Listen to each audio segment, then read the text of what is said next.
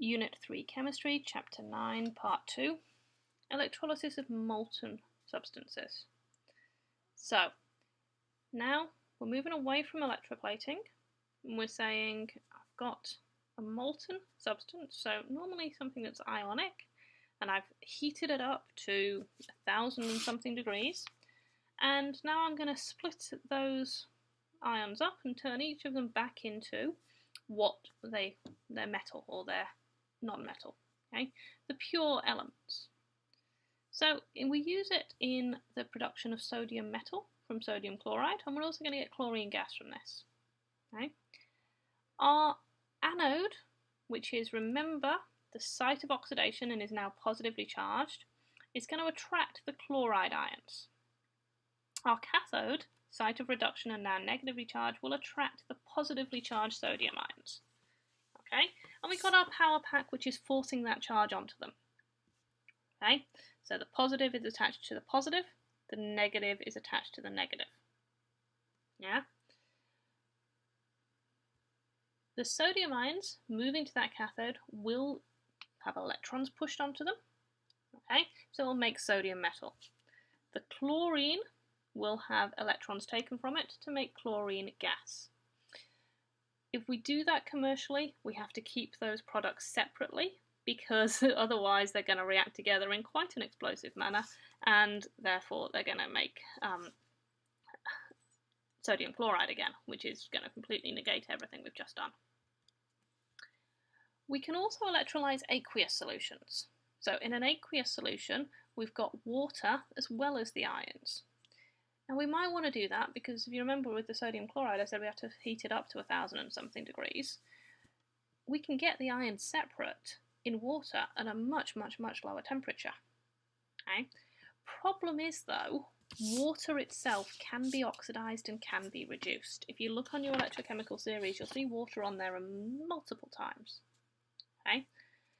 So we're going to have competition at the electrodes. We've got to think about, well, what's going to get the electrons? What's going to give up the electrons?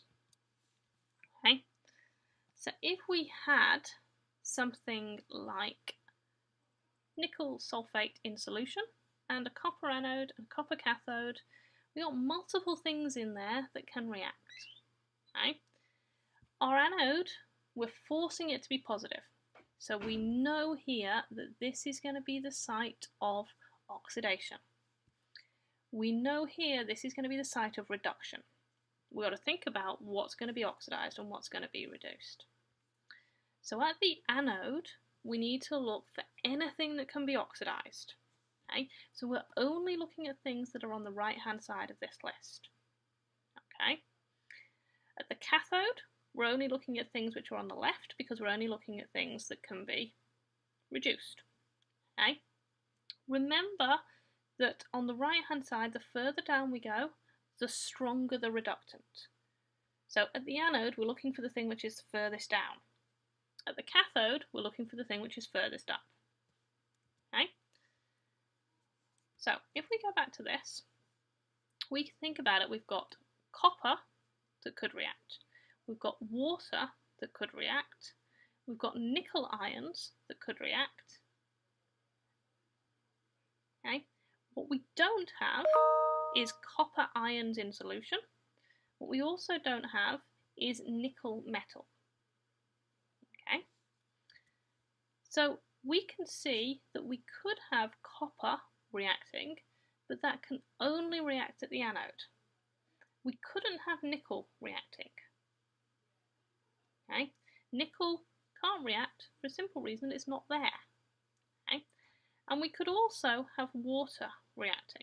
Now we've got water here and here, but I'm going to ignore that one because I know that the one that's lowest down is always going to win, so that one therefore becomes irrelevant.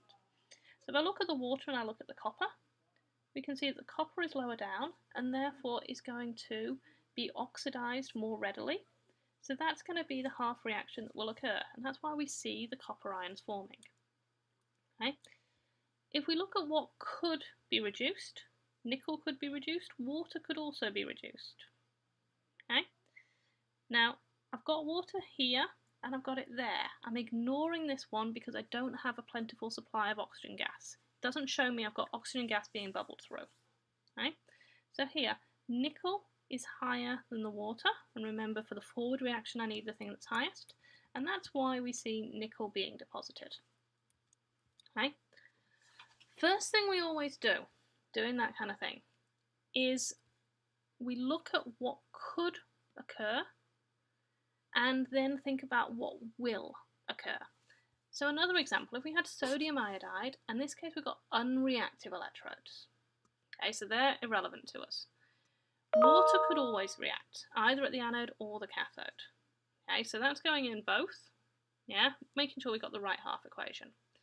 In sodium iodide, we've got iodide ions, no iodine, okay, and we've got sodium ions, but no sodium. So the sodium ions can only be reduced, the iodine can only be oxidised. If we then compare them, okay, second reaction is lower in the series for this one, and we want the lowest one at the anode, so that's the one that will occur.